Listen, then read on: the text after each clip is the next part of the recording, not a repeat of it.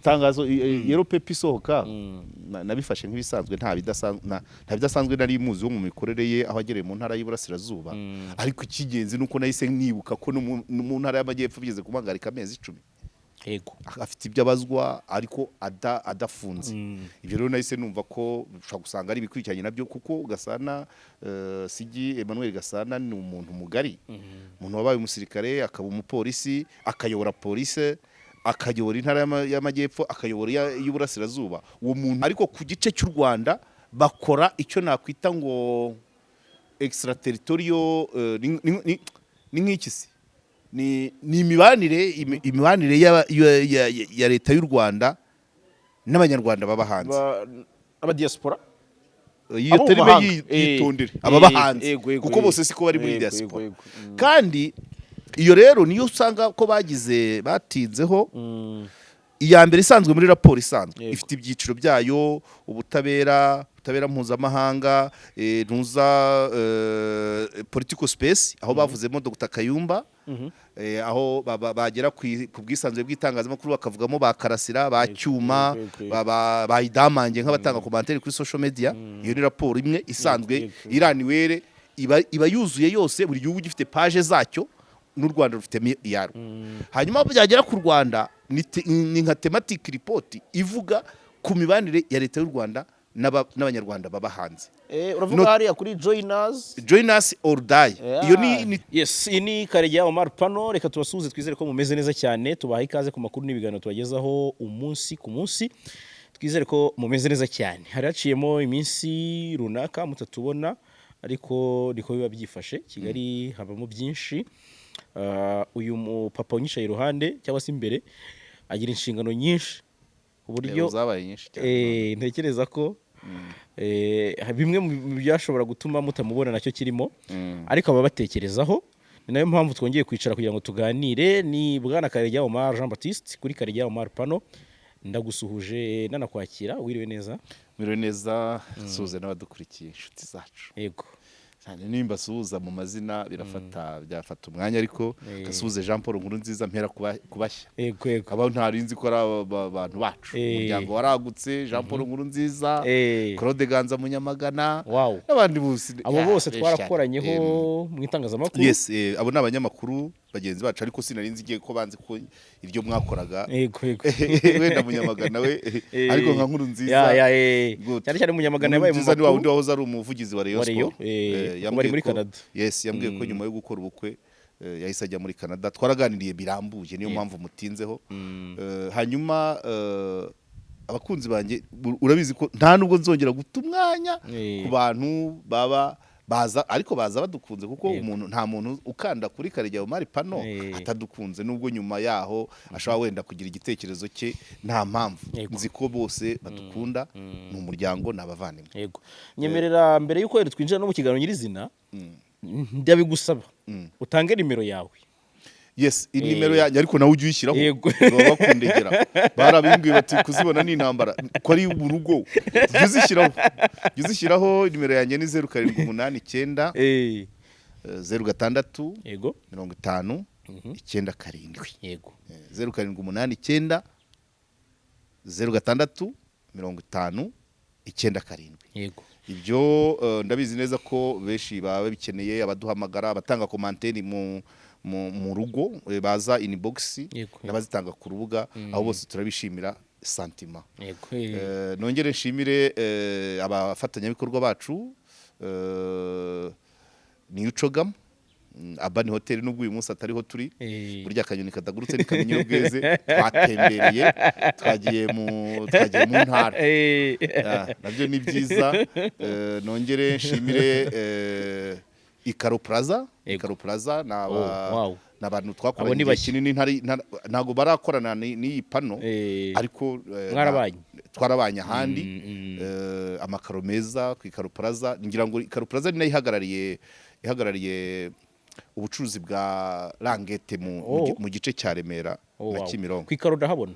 urahabona yes uramugabo ni mwiza cyane mu Giporoso utambikiye imbere ya gare ugaca munsi ya station Sar Motor voilà uriya ni umugabo mwiza nawe tuzatangira gukorana n'ubu turakorana Yego. ntabwo ntanga nimero ye ntabwo ari impamvu z'uko ntazizi ntabwo ari uko ntazizi ahubwo ushobora gusanga we ari MD managing director wenda nimero yakampaye ari ya marketing officer cyangwa se undi CEO nitumara kubivugana nzajya ariko umuntu wari ufite gahunda yo kubaka ibikoresho hariya byose birahari amarangi buriya uzi umugabo ukuntu ni umubisha uzi ko gutwaza abikugereza iwawe umuntu gutwaje ikaro kaba kuremeye impamvu agutwaza kuko ryakumenekeraho agivara kandi mubara ugeze ku kibanza noneho akareba ayamenetse akazagusiza iyo ni serivisi nongere mbakangurire abantu hari indi web and graphic design ntango ndayimenyera neza ariko ni abantu banjye bakorera i Bugesera ni abantu bakora design z'ama website bagakora managing y'ama web ya social media. Ikindi nuko mu badukurikiye yambwiye ko usibye kuba wamwihamagarira ariko ushobora kumpamagara nkabahuza icyo gihe yambwiye ko yajya mpa 15% n'undi wese rero ariko ubwo n'umuntu wamuhamagara akamubwira ati nagukwiye kuri kanaka 15% niye yitwa Jerome nubwo bafite office Bugesera inyamata mu mujyi ariko i Kigali barahahora umuntu rero ufite ukeneye izo service byabahamagara kuri 0785 517 6 yego 0785 517 636 iyo ni WhatsApp hanyuma bakagira indi ya 0785 36 38 44 ababo akanyenyeri bamaze kugakanda nubwo bisomye nabi utanze abafite nuza bihagije donc abafatanya ibikorwa ni benshi adekoru murahizi ko tumaranye igihe Kotrafu tumaranye igihe bo nta kibazo hanyuma na wa mudamu inshuti yanjye ufite agahoteli mu Irubavu bakita outdoor impact ntago ndavuga nimero ze kubera impamvu nawe arabyumva reka twanzike tujye mu kiganiro nyirizina wenda turaza no kubagarukaho dusoza tubashimira kuko n'abantu baba bafite icyo bamaze nyine kugira ngo pano ikomeze ibe pano ariko sinakwegirwa ikiganiro impamo kigiye kuza mu minsi iri imbere cyo kuri TV10 nabonye abantu benshi bavuga bati uzatubwira isaha kizagitangira saa 12 kigeze saa 3 wow ariko ndababwiza ukuri primo time kabisa ariko ndababwiza ukuri azacu wambaye nibyo so rero Karegeya nyemera tujye mu kiganiro nyirizina tuganire ku byo tugiye kuganiraho nyuma y'itangazo ryavuye mu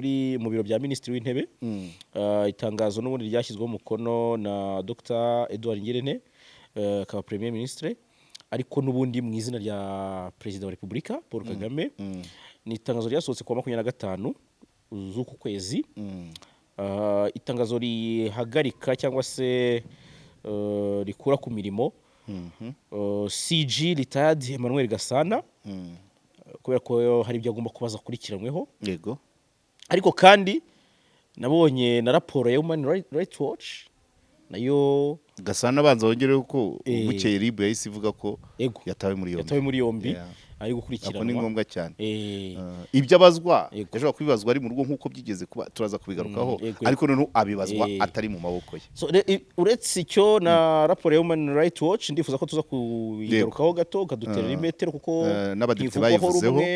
abadepite baravuga ibyabo nabonye umuvugizi wa guverinoma yarakoze comment ikomeye ariko na Human Rights Watch nyine bayakoze raporo nayo nta wayikerenza 100%.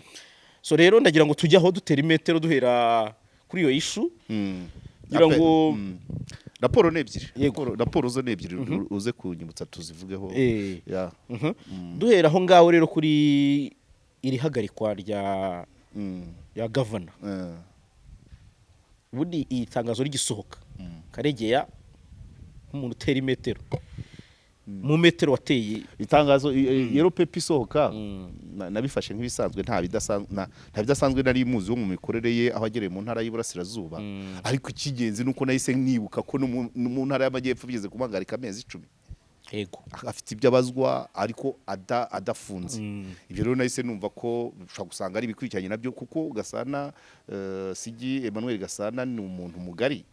umuntu wabaye umusirikare akaba umupolisi akayobora polisi akayobora intara y'Amajyepfo akayobora y'Iburasirazuba uwo muntu hari byinshi ashobora kuba yabazwa kuko iperereza bashobora gukora iperereza uri kuri Karegeya Omar Pano zikazazana ibisubizo warageze kuri TV10 so rero ni mugari aho hose ushobora kugenda uhabona ibihanga ahantu yaba yaranyereye cyangwa agakora penalty noneho nkimara kubibona ntago byantunguye numvise ko mu kazi kose burya udakosa n'udakora udakosa n'udakora uko biri kose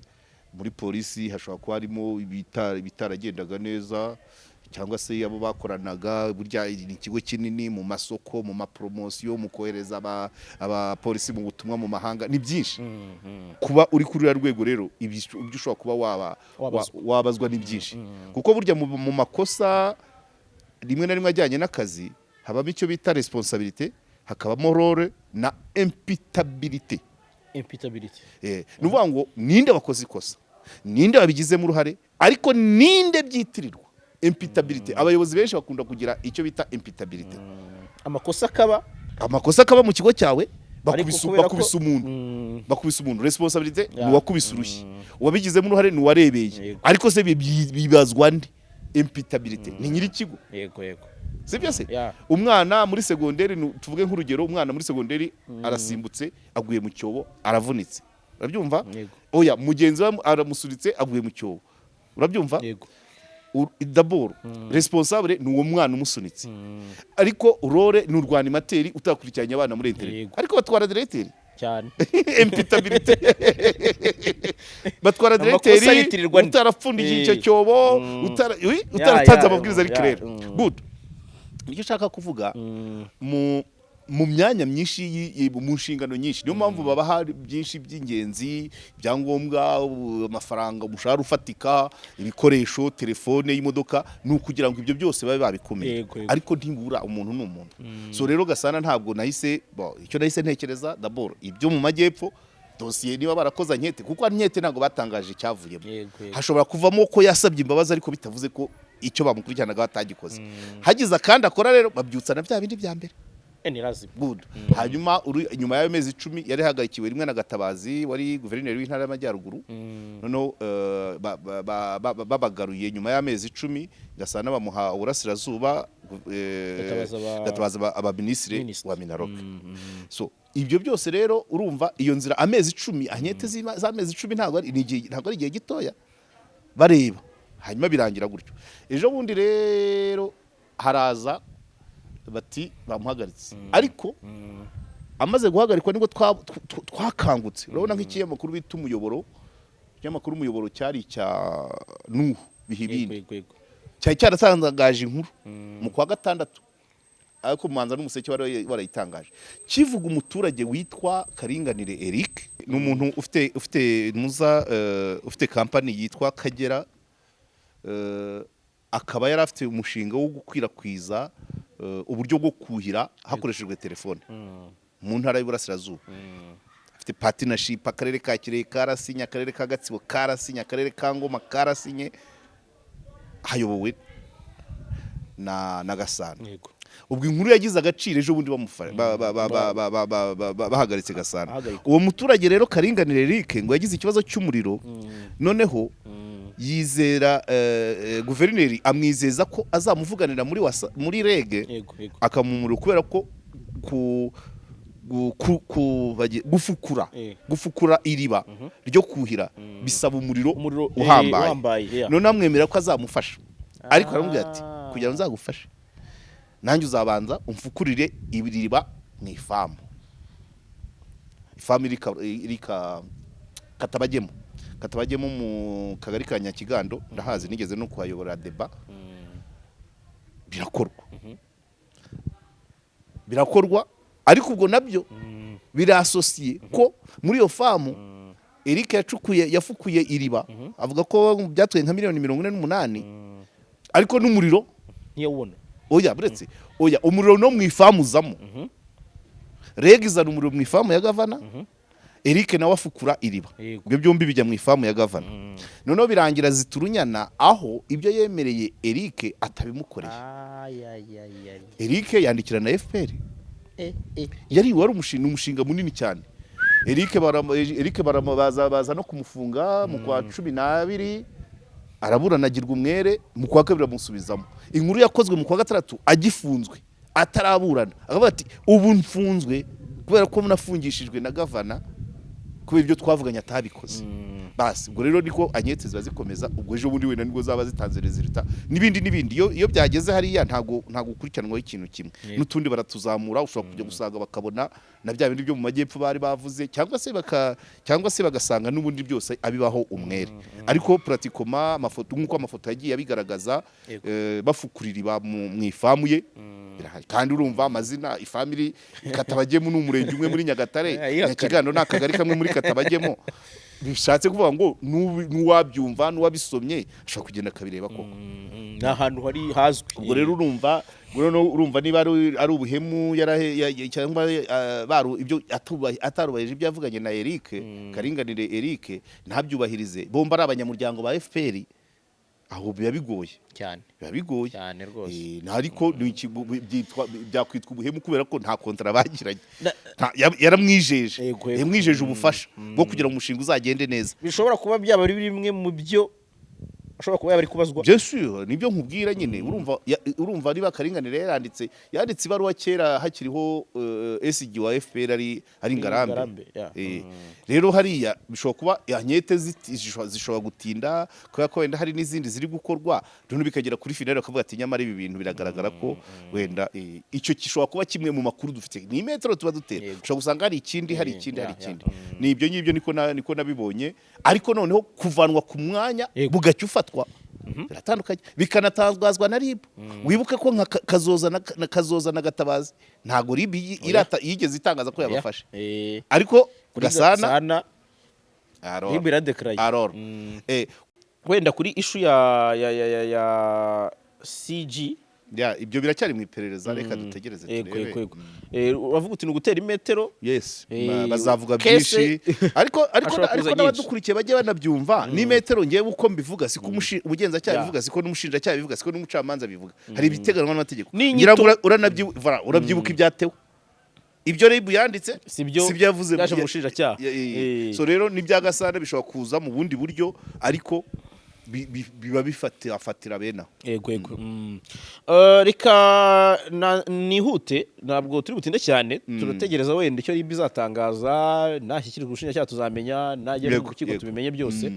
Ariko ashobora no kugarukira muri RIB nabyo twabimwifuriza rwose. Iki kintu ariko njya mbona kidakunze kuba ko abantu ziragira muri RIB. Turaza kubigarukaho nitugera kuri Bandimbati ba Dr Kayumba, ntituzabivugaho. Hari ibyo tuba tubona nka society, ariko abagendera ku mategeko yanditse twazaniwe bakabona ibindi. Nk'ubu urebye ukuntu Ndimbati abanye na Fridaus, wibaza n'amezi yamaze mageragere, wibaza na rubanza bari abacamanza bagomba kuba baraciye izindi manza bakabikora uko twabivugaga. Reka ngiye kuri ino raporo ya Human Rights Watch. Ni raporo ubwo uravuga kuri ibice bibiri bigize, yaba igice cya mbere cyo mu kwa 10 ndetse n'iki cyavuga zombi zo mu kwa 10. Impamvu nge nabifashe nka topic navuga kuri channel yanjye ni uburyo umutwe inteko ishinga amategeko ari abadepite ari abasenateri uburyo babifashe. Ubyumvise commentaire bakoze, ushobora no gukeka ko ari batarayisomye, kuko nge nazisomye zombi nkurikije ibirimo na commentaire abari mu mutwe abari mu nteko bavuze. Harimo nicyo nkeneye ko abantu bamenya. Yes, urumva Human Rights Watch isanzwe itanga raporo iriregiriye, ariko hakaba ejo bundi noneho hasohotse Rudisi nyuma yo gusohora raporo general basanzwe basohora ku bihugu byose, buri gihugu gifite page yacyo, ariko ku gice cy'u Rwanda bakora icyo nakwita ngo extraterritorial ni nk'ikisi ni imibanire ya leta y'u Rwanda n'abanyarwanda baba hanze aba diaspora iyo terime yitondere ababa hanze kuko bose siko bari muri diaspora kandi iyo rero niyo usanga ko batinzeho iya mbere isanzwe muri raporo isanzwe ifite ibyiciro byayo ubutabera mpuzamahanga ntuza political space aho bavuzemo Dr Kayumba aho bagera ku bwisanzwe bw'itangazamakuru bakavugamo ba Karasira ba Cyuma ba Idamange nk'abatanga commentaire kuri social media iyo ni raporo imwe isanzwe iraniwere iba yuzuye yose buri gihugu gifite page zacyo n'u Rwanda rufite iyaro hanyuma byagera ku Rwanda ni nka thematic report ivuga ku mibanire ya leta y'u Rwanda n'abanyarwanda baba hanze uravuga hariya kuri join us or die iyo ni thematic yo ivuga ku mibanire ya guverinoma y'u Rwanda n'abari hanze ngiye nkurikije uko ikoze iyo niyo batinzeho cyane ya mbere yo nuko nayikubwiye ibyo bice nkubwiye buri gice bagiye bavuga aha iyo ya mbere isanzwe harimo n'ikindi kijyanye n'abatinganyi yego avuga ati u Rwanda nubwo rudahana abantu babana bahuje ibitsina yego ariko bivugwa ko utaruhungiramo iwanyu bakumenesheje kubera ko ubana n'uwo muhuje igitsina bivugwa ko hari abatanze ubuhamya ko basabye ubuhungiro mu Rwanda bakabangira aho se ndibwemeranye nabo Human Rights Watch kuri icyo kintu cy'abatinganyi mbona ntabwo u Rwanda rwigeze rudekarara ngo turabemera ariko mbona niwe nino ntawe ubihanirwa ariko nta n'ubikangurirwa niyo mpamvu rero kuvuga ngo oya nyine urumva strategy y'u Rwanda yaba ari sawa ni no hamu ariko niba twemeye ngo abanyarwanda byabayeho tuba protege ntihagire ubahohotera ariko ntitubahe rugari ngo bagire inzego hari umuhungu ubabamo bavuga ngo no ku rwego rw'umudugudu bahagarariye ibyo ntabwo abamufite se aho iyo option ni nziza ariko nanone niba ari abanyarwanda bacu tubyemereye none umuntu mu gihugu cyaho baramwirukanye asabye ubuhungiro mu Rwanda twirengera abacu dushyiraho n'abanyamahanga nanone ni ikibazo uwo rero muri raporo uko byanditse ni paragraph imwe ku by'abatinganyi ni paragraph imwe bavuga ko hari umuntu wasabye ubuhungiro mu Rwanda yirukanwe iwabo kubera ubutinganyi yagira hano bakamwanga kandi nanjye ibyo ntabyumva good reka tujye rero kuri join us or die join us or die imibanire y'igihugu wavuye igihugu cy'amavuko imibanire y'igihugu n'abagikomokamo batakibamo byanze bikunze leta niyo ifite imbaraga iharanira ko yaba myiza niyo mpamvu you have to join us kera hari principe yavugaga ngo utarunda hamwe natwe arasesagura nibaza ko Bamporiki niwe wajyaga akunda kuvuga ngo tugira u Rwanda tugendamo n'utugendamo tugendana ariko urwo tugendamo rwagombye gukora uko dushoboye tugahora turugenda rutugendamo iyo rero niyo tekinike ituma n'ikindi gihugu cyane buri gihugu giharanira ko abanyarwanda abakivukamo baba hanze babana nacyo neza cyane icyo nicyo noneho rero bakakwegera Rwanda Day nuko covid yazihagaritse cyangwa se Rwanda Day nta kindi yabaga igamije ni ukuvuga ngo ese nubwo mutari mu gihugu aho muri murakigendana kibagendamo yego ibyo ndabyumva turabyemera ko mutakigendaho ni mukigendamo ariko se kibagendamo murakigendana noneho rero abatabyemeye iyo raporo ikivuga abatabyemeye bakavuga ngo barapfa yego c'est normal ntabwo mvuga ngo upfa kuba byanze bikunze uba wayo umwanzi bivuga ngo urayirwanya niba udashaka kuduhuza natwe harimo ubuhamya iyo utari guhuza bo oppositions voilà kandi niko opposition ibana n'igihugu iteka n'ibisanzwe harimo amazina buriya ngewe abadepite nari kubagira inama nubwo nta bushobozi mfite kuko raporo ivugamo amazina n'ibikorwa kuyivuguruza bagakora indi raporo akavuga ati dore kanaka Mazimpaka Joseph uvugwa abavandimwe be ngaba habanzamo Mazimhaka Joseph. Mazimhaka Joseph bikavuga ko ngo bamusabye kujya kurwana muri M23 akabyanga 2013 agahunga ahungira i Bugande biba ikibazo, ajya Tanzania biba ikibazo, boherezayo mu buhamya buri muri iyo raporo boherezayo abantu bajya kumushimuta. Yego bagiyeyo birimo bagiyeyo leta ya Tanzania irabafata. Yego nawe baramufata, n'abakidinaperi barabafata, bijya mu nkiko birangira nyine buri ruhande we baramurekura guma mu gihugu cya Tanzania, abandi barataha. Mazimhaka akagira barumunabe amazina arimo bivuga ko nabo babaye kidinape. Yego ibyo rero inzego z'umutekano zagombye kuvuguruza iyo raporo no kuvuga ngo uyu Mazimhaka muvuga yahunze azira iki? Ibyo kidinapwa si abanyarwanda ni urugero gutyo ibintu bifatika, ariko kuvuga ngo turavuguruza gushyira umucyo kucyo raporo yatanze. Izina Mazimhaka Joseph ririmo kabisa, n'abarumuna n'umugore we Karasira. Baretse Karasira ari mu yindi Karasira ari muri general muri parti muri chapitre bita liberté d'expression, ariko muri Joinas Ordayi ireba baba hanze y'igihugu uko babanye na leta. Yego nshima kamemu na leta kuri initiative igira ngo ishake bose kuba babana neza n'iyo leta. Noneho uwo bidaniranye ikubita agatoki ku kandi, ibyo c'est normal. Niba baje bakavuga ngo dukorane, harimo ubuhamya andahoro y'ubwo bwa Mazimhaka Joseph uvuga ati narimaze kuvuga ko abavandimwe be babiri baburiwe irengero, umugore we ngo yahungiye mu gihugu kimwe mu majyepfo muri Afrika y'Afrika, ngo akagira umushyitsi uhora azamubwira ngo umugabo wawe arwanya leta ngo uzamureke. Umugore w'uwo Mazimhaka Joseph simuzi, ariko muzi à travers Raporo. Umugore wa Joseph Mazimhaka yabonye igihugu kimuha ubuhungiro muri Afrika y'Amajyepfo, ariko agasurwa n'umuntu uvuga ikinyarwanda umubwira ngo umugabo wawe arwanya leta uzamureke, muri make muzatandukana. Ibyo rero cyakabaye ni ukuvuguruza ibyo bintu ati famille ya Mazimhaka Joseph Risefu, dore mukuru we ni meya, dore murumuna we ni gitifu, dore umugore we ni kontabure wa sako. Nibyo dukeneye, apana amagambo gusa.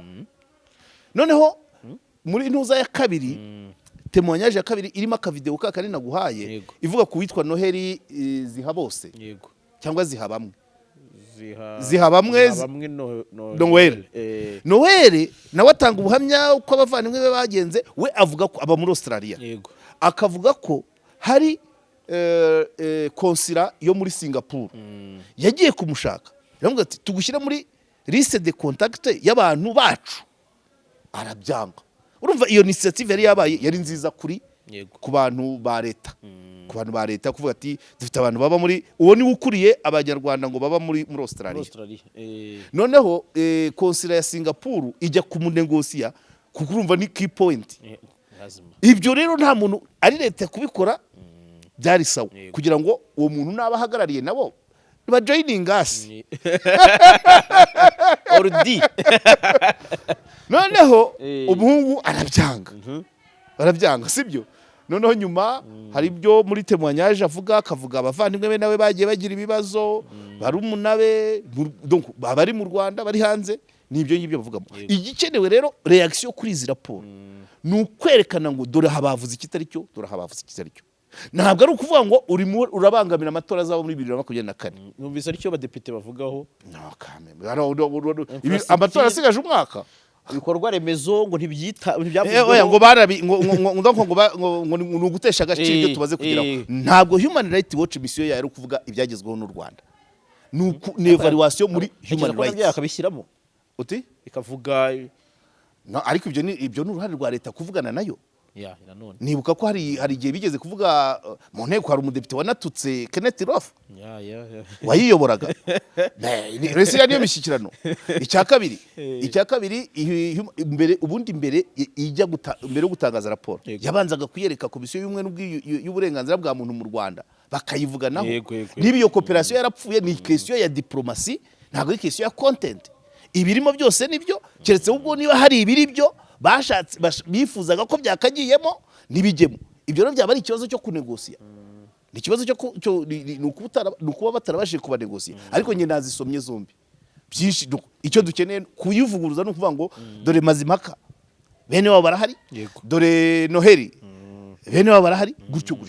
ariko pratikoma ubundi se umuntu umwopoza abanate na leta yaho Karegeya rero ngira ngo wenda kuri issue ya CG ibyo biracyari mu iperereza reka dutegereze turebe uravuga uti ugutera imetero yes bazavuga byinshi ariko n'abadukurikiye bajye banabyumva ni metero ngiye uko mbivuga siko ubugenzacyaha bivuga siko n'umushinjacyaha bivuga siko n'umucamanza bivuga hari ibiteganwa n'amategeko ngira ngo urabyibuka ibyatewe ibyo rero yanditse sibyo yavuze byaje mu mushinjacyaha so rero n'ibya Gasana bishobora kuza mu bundi buryo ariko biba bifatira bena yego reka nihute ntabwo turi butinde cyane turategereza wenda icyo RIB izatangaza nashyikirizwa ubushinjacyaha tuzamenya najye mu rukiko tubimenye byose ariko ashobora no kugarukira muri RIB nabyo twabimwifuriza rwose icyo kintu ariko njya mbona kidakunze kuba ko abantu ziragira muri RIB turaza kubigarukaho nitugera kuri bandimbati ba Dr Kayumba ntituzabivugaho hari ibyo tuba tubona nka sosiyete ariko abagendera ku mategeko yanditse twazaniwe bakabona ibindi yego nk'ubu urebye ukuntu Ndimbati abanye na Firdaus wibaza n'amezi yamaze mageragere wibaza na rubanza bari abacamanza bagomba kuba baraciye izindi manza bakabikora uko twabivugaga reka njye kuri ino raporo ya Human Rights Watch ni raporo ubwo uravuga kuri ibice bibiri bigize yaba igice cya mbere cyo mu kwa 10 ndetse n'iki cyavuga zombi zo mu kwa 10 impamvu nge nabifashe nka topic navuga kuri cano yanjye ni uburyo umutwe inteko ishinga amategeko ari abadepite ari abasenateri uburyo babifashe ubyumvise commentaire bakoze ushobora no gukeka ko ari batarayisomye kuko nge nazisomye zombi nkurikije ibirimo na commentaire abari mu mutwe abari mu nteko bavuze harimo nicyo nkeneye ko abantu bamenya yes urumva Human Rights Watch isanzwe itanga raporo iriregiriye ariko hakaba ejo bundi noneho hasohotse Rudisi nyuma yo gusohora raporo general basanzwe basohora ku bihugu byose buri gihugu gifite page yacyo ariko ku gice cy'u Rwanda bakora icyo nakwita ngo extraterritorial ni nk'ikisi ni imibanire ya leta y'u Rwanda n'abanyarwanda baba hanze aba diaspora iyo terime yitondere ababa hanze kuko bose siko bari muri diaspora kandi iyo rero niyo usanga ko batinzeho iya mbere isanzwe muri raporo isanzwe ifite ibyiciro byayo ubutabera mpuzamahanga ntuza political space aho bavuzemo Dr Kayumba aho bagera ku bwisanzwe bw'itangazamakuru bakavugamo ba Karasira ba Cyuma ba Idamange nk'abatanga commentaire kuri social media iyo ni raporo imwe isanzwe iraniwere iba yuzuye yose buri gihugu gifite page zacyo n'u Rwanda rufite iyaro hanyuma byagera ku Rwanda ni nka thematic report ivuga ku mibanire ya leta y'u Rwanda n'abanyarwanda baba hanze uravuga hariya kuri join us or die iyo ni thematique yo ivuga ku mibanire ya guverinoma y'u Rwanda n'abari hanze ngiye nkurikije uko ikoze iyo niyo batinzeho cyane ya mbere yo nuko nayikubwiye ibyo bice nkubwiye buri gice bagiye bavuga aha iyo ya mbere isanzwe harimo n'ikindi kijyanye n'abatinganyi yego avuga ati u Rwanda nubwo rudahana abantu babana bahuje ibitsina ariko bivugwa ko utaruhungiramo iwanyu bakumenesheje kubera ko ubana n'uwo muhuje igitsina bivugwa ko hari abatanze ubuhamya ko basabye ubuhungiro mu Rwanda bakabangira aho se ndibwemeranye nabo Human Rights Watch kuri icyo kintu cy'abatinganyi mbona ntabwo u Rwanda rwigeze rudekarara ngo turabemera ariko mbona niwe nino ntawe ubihanirwa ariko nta n'ubikangurirwa niyo mpamvu rero kuvuga ngo oya nyine urumva strategy y'u Rwanda yaba ari sawa ni no hamu ariko niba twemeye ngo abanyarwanda byabayeho tuba protege ntihagire ubahohotera ariko none ntitubahe rugari ngo bagire inzego hari umuhungu ubabamo bavuga ngo no ku rwego rw'umudugudu bahagarariye ibyo ntabwo bishoboka bamufite se aho iyo option ni nziza ariko nanone niba ari abanyarwanda bacu tubyemereye noneho umuntu mu gihugu cyaho baramwirukanye asabye ubuhungiro mu Rwanda twirengera abacu dushyiraho n'abanyamahanga nanone ni ikibazo uwo rero muri raporo uko byanditse ni paragrafi imwe ku by'abatinganyi ni paragrafi imwe bavuga ko hari umuntu wasabye ubuhungiro mu Rwanda yirukanwe iwabo kubera ubutinganyi yagira hano bakamwanga kandi nanjye ibyo ntabyumva good reka tugere rero kuri join us or die join us or die imibanire y'igihugu wavuye igihugu cy'amavuko imibanire y'igihugu n'abagikomokamo batakibamo